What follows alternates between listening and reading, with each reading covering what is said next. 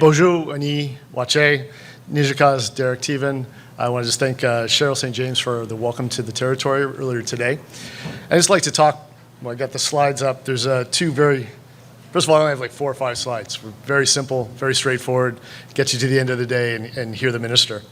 As you read through this, because I need you to read through both of them very carefully, I'm going to talk, I'll maybe give you a little sense of a different type of land acknowledgement and tell you a little bit who West Red Lake is. So West Red Lake is based in Treaty 3.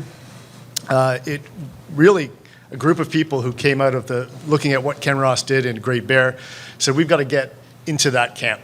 And a group out of Vancouver called the Fiore Group ended up buying what we called West Red Lake in late 2022, early 2023. It was a group of properties north of Red Lake, a group of mines that had been operated in the 30s and the 40s. Then came the unfortunate timing of Pure Gold going belly up. We went from planning an advanced exploration and engaging with Lac Seul and Wabauskang, as you heard Ken Ross did as well, talking a little bit about what we need for 3 years. That's how long it takes to do an advanced exploration program. And we very quickly became a mine owner. We'll talk a little bit about that in a moment. But I wanted to, again, get to that issue of who we are and the sort of the land acknowledgement. I think what we liked about the area was that the communities were passionate about mining, passionate about economic development. We met with Mark Vermette today, and he talked about Chief Bull's vision of economic empowerment and development. But I also want to just take a personal step back and say, many of you were at the VIP reception last night, and you heard the mayor talk about 100 years of mining in the territory.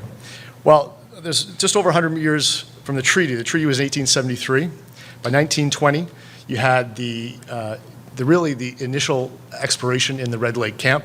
1924 was the big report. 1925-ish was when the sort of the big finds were happening. But 1924 was also the birth of my grandmother-in-law, a woman named Kukum Sarah Kizik Olson. So she was born in Trout Lake. That's northeast of Red Lake. And she lived on the lake for 30 years before she actually moved into Red Lake. Her great-grandson continues to operate a wild rice harvesting license on that lake. And why I tell you that is just to ground people in the fact that we always I think a lot of people think of traditional territory as something historic, something that happened in the past as opposed to something that continues to keep going. And so, we've got a proud culture, strong culture of Indigenous participation in mining in the Red Lake camp, and it's only going to get better. This is the Fiore Group, founded by Frank Gustra. He's been involved in a few mining projects over the years. He was really the backer to get into the Rowan camp, and then to take the opportunity to buy West Red Lake. And I'm going to give you a sense of what it is. This is the overall history of the mine. Again, I mentioned it's been open since the 30s. On and off, it's been owned by a variety of companies over the last almost 100 years, 80 plus years. What did we get? And I'm going to just highlight, maybe go to 2023. And before I do that, I'd be remiss if I didn't mention that 2 of my colleagues are here. And we've got Dave and Mike at the back in the gray shirts, so they'll be able to answer the technical questions. But there was a start and a stop at this project for a number of years. Every time it started, everyone realized that there was more and more gold. In fact, during the Great Placer Dome Gold Corp kind of shift in the Bombertown camp, the mine manager at the time, who happened to be George Peary, saw the Madsen mine and realized that at depth, what we call the 8 zone, was a high potential, equivalent to what was then the Gold Corp big find. So he wanted that property. It's got some phenomenal, great potential. And so when we had the opportunity to buy it, so you fast forward to the 2023 side of the slide, essentially we got it for a song. It's unfortunate for Pure Gold and Pure Gold shareholders, but phenomenal for what we can make it become. Frank believes that this will be a company maker, not just a fantastic new mine in Red Lake, but a company maker. It's got high grade. We'll get into a little bit of the geology later on and might have to lean on others to explain some of that. But it's a phenomenal opportunity to get into one of the biggest camps in Canada. Over $30 billion of gold have been extracted from Red Lake. So what we bought, this slide looks just at infrastructure. And infrastructure has a big cost. But let me tell you, when the team went to do the due diligence, they met with people like Mike. They met with people who had been at the camp previously, who worked through the bankruptcy, and what they saw was a tenacious appetite to get it right, a willingness to work hard through serious adversity, and that was what really, really resonated with people. So I think what differentiates the West Red Lake Madsen project, and we're going to have to be different. We've got a beast of evolution on one side and a huge mine going to be built with Kenras on the other side, is our unique culture. This is the smallest mine I've ever worked at. Eventually we'll have about 200 people at it, and when I was at Detour and we permitted and built Detour, there's 1,200 people. Mike can probably call everybody by his or her name at the site. So there's a really unique culture that's important to us. So what else did we buy? Well, we bought a project that had a project agreement. Not just had a water treatment plant, had a permitted tailings facility. We bought a project that had a Madsen Community Advisory Committee. And when we sit down with the Madsen Community Advisory Committee, they talk about Madsen and the Madsen mine from when it was closed and they climbed the headframe to when my uncle or my great uncle or my dad or my grandfather worked there how many years ago. It's a very, very tight-knit community. We also have a project agreement with Wabascang and Lac Seul. And that spells out how we'll engage, and you heard Jason talk today about what's typically in an IBA or a benefits agreement, and that's very similar to what we have. It spells out how they'll participate in the development of the pure gold, now the Madsen West Red Lake Gold Mine, how they'll participate environmentally, how we'll look at jobs and training, how we'll report and participate in business development. And I'm happy to say that we've only owned the mine for just over a year. It was June 2023 when we bought it and sort of got the keys, so to speak. But we've so far met every business commitment that was in the pure gold, Madsen, Red Lake, Wabascang, Lac Seul business arrangement. And I'm giving a shout out to Mike today because when I went there with their business advisor, today he said they're very pleased with the fact that we're making overtures to make sure that their communities and companies get more and more business benefits than were outlined in that agreement. So we also have, the infrastructure is phenomenal to see. We couldn't buy the mine for what we did. We couldn't build a shaft today. The economics might not allow it, but it's got phenomenal amounts of infrastructure. And what are we doing with all that? Well, people ask us, you were operating before as pure gold, you shut down, went into care and maintenance, you were producing gold, why can't you just turn it back on? And that probably was an option that some might jump at. But advice from the team that was there, with some rigorous examination of what we needed, we've raised over $100 million, and we're using that money to do things that are listed here, do a connection drift, because we essentially had an east-west outlet, and we would have had to cross a municipal road with ore. That wasn't what we wanted to do late at night. We wanted to increase the access, so the size of the access to the underground. So we're doing a 1,200 meter, 1.2 kilometer connection drift now.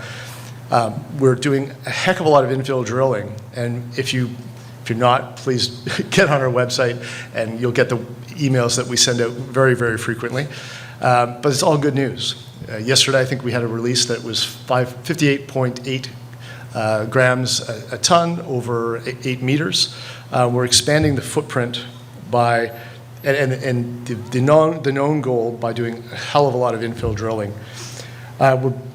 This fall, we'll be installing a 114-person camp.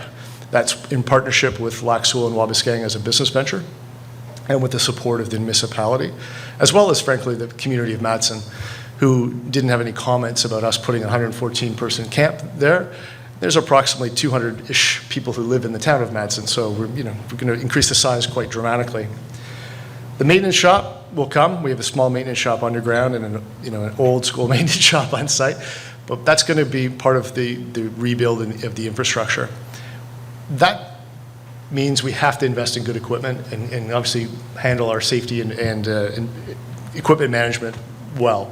Because the mine before had old equipment that they were constantly trying to, cannibalize to put things together. So Mike really put a big emphasis on saying, if we got a good shop, we got great equipment, the mechanics like working on it, it's clean, it's a good place to work. That creates the culture that we want to attract people. Evaporator fans. Managing water, as we heard twice today, is critically important. We've got a very small discharge into the creek, and we looked at how to best manage water. And so we've actually put something innovative for our part of Ontario, but not innovative in the mining space, is 2 evaporators that will be used largely through the summer. So that's a way of getting wet water away from the mine. It was a significant tactical activity for us because Mike and team had to weigh the idea of putting evaporators up or buying another underground truck. But managing water, dewatering the underground was a critical item for our success in the future. So we went to do that. The new mine dry, again, that speaks to the culture of who you are, where you work, and how you want to go home.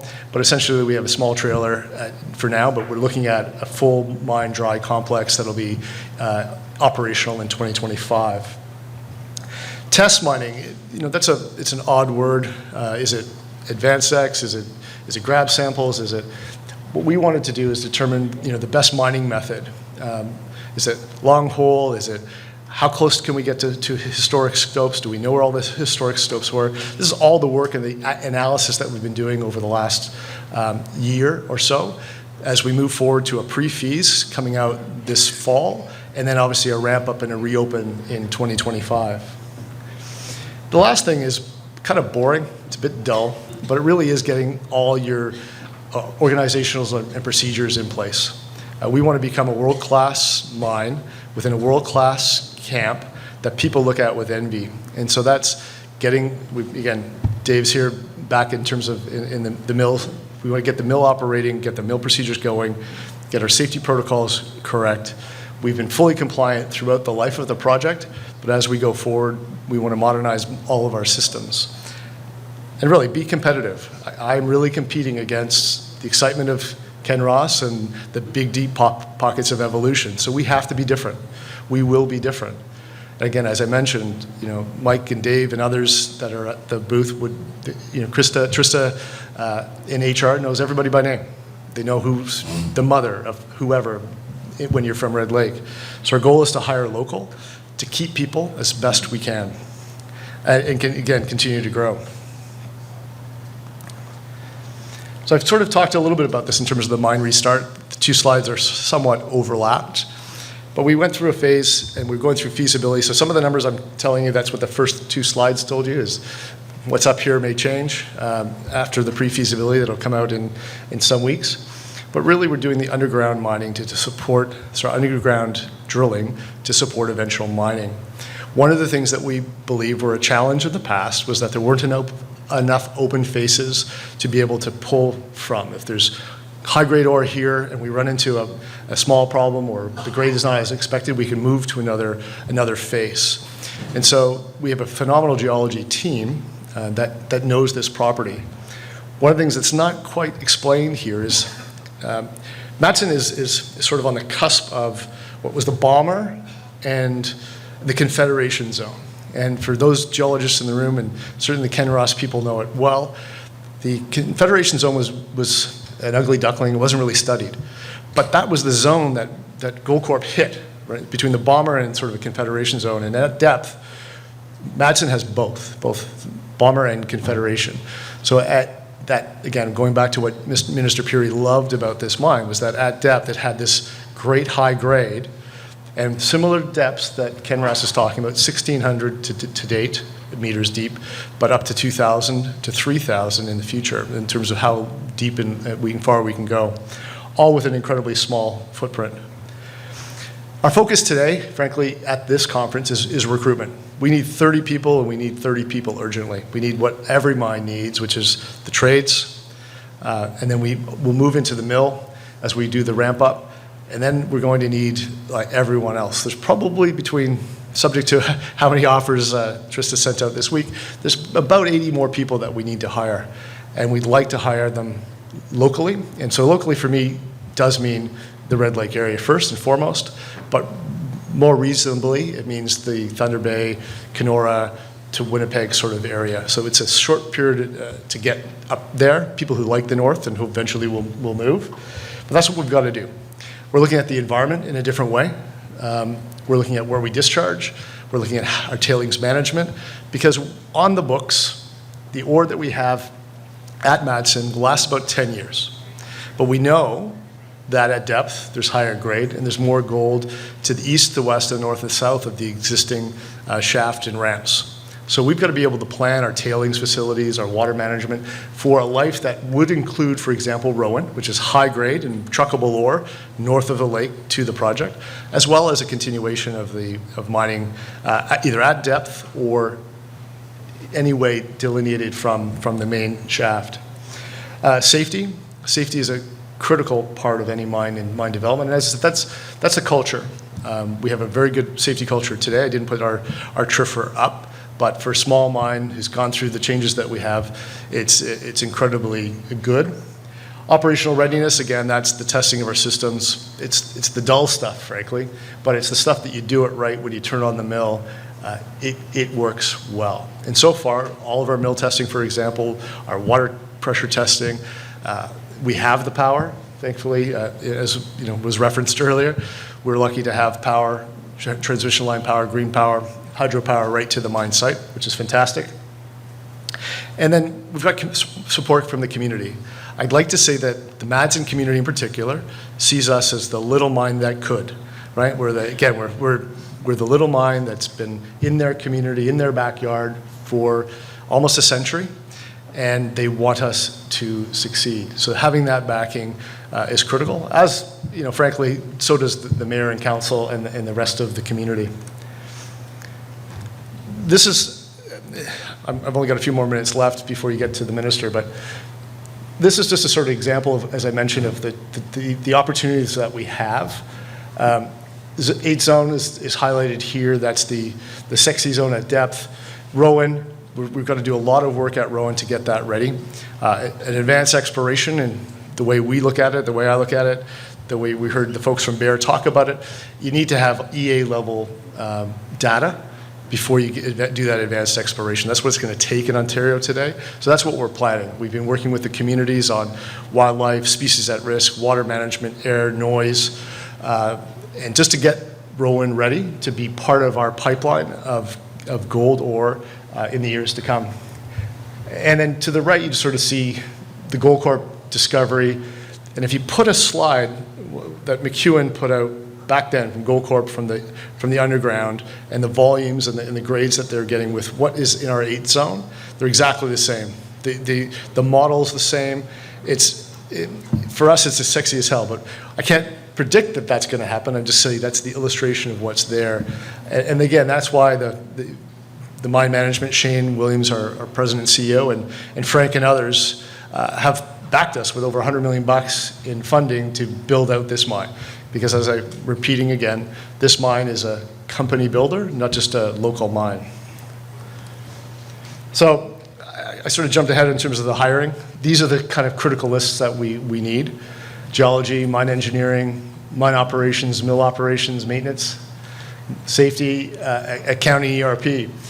We'd like to know that you're going to take a copy of this, copy down that little website email link and send us everyone you know, especially someone who wants to live in Red Lake. It's coming up to moose hunting season. It's a great time to be out there. Fall fishing is amazing. Phenomenal snowmobiling in the winter. We don't get the cold gusts off Lake Superior. It's much calmer. So it's a great place to live. So with that, I'm just going to wrap up and see if you have any questions.